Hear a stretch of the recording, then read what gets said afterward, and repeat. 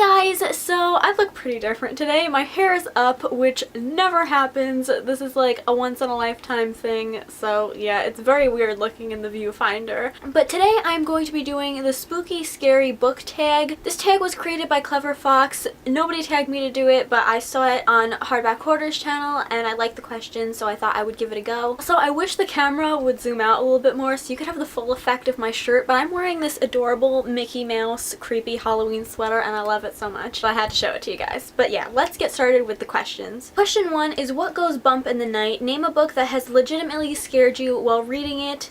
Now, I hate to be that person, but I've never been scared while reading a book. But like, honestly, I don't think I've ever read a book that has legitimately creeped me out. So instead, I'm going to change this to the movie version.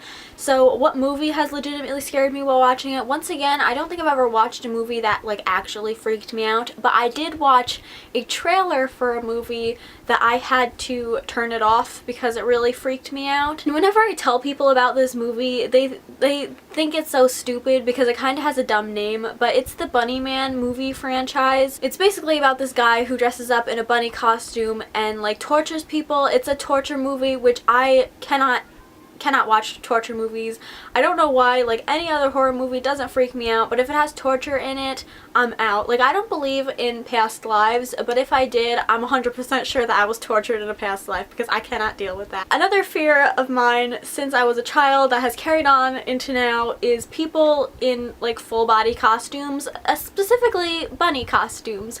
So that movie, I watched the trailer for the first movie, then I watched the trailer for the second movie. Both of them freaked me out. Couldn't get through half of the second movie trailer. So yeah, that was a very long-winded story, but that is a movie trailer that has legitimately freaked me out while watching it. Question 2 is jack-o'-lanterns and classic costumes, a book you always reach for during Halloween time. Now, I'm not a big rereader, but a book that I read last year that I also reread this year was Coraline by Neil Gaiman.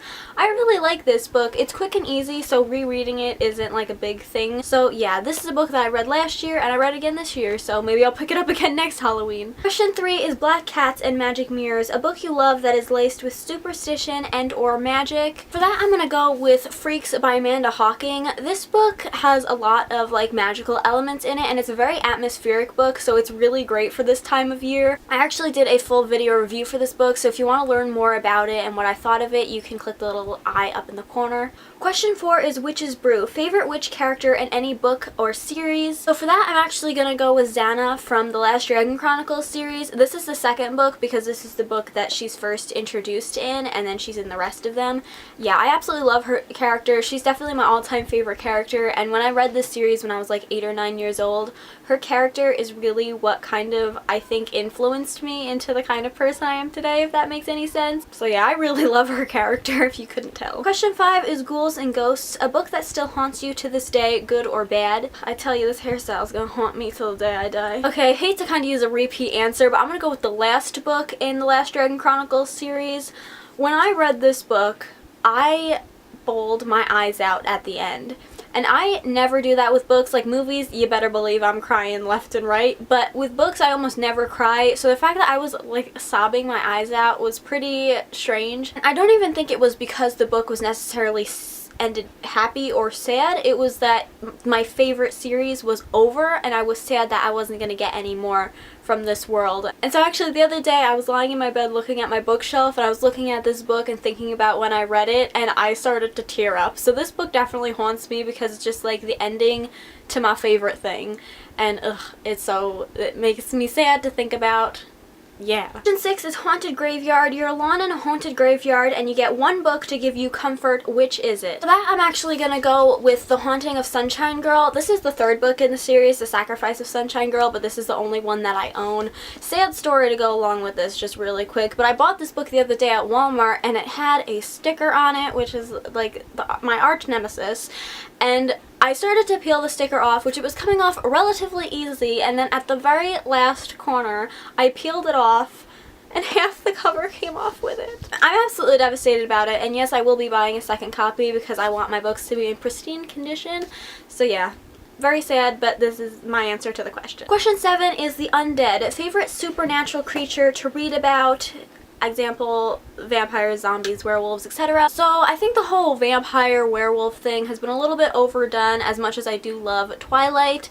I'm not a big zombie person, so I'd have to go with either the classic, like witches, if they're counted as supernatural creatures, or just a classic ghost. You can never go wrong with a classic spirit. Question 8 is in the dead of night, pick a book with a black cover. For that I'm going to go with Six of Crows by Leigh Bardugo. I read this duology this year and I absolutely loved it. The characters in this book will forever be in my heart. And this definitely has a very black cover, but also black pages. I mean, I'm not gonna lie, when I originally bought this book, it wasn't because of the story.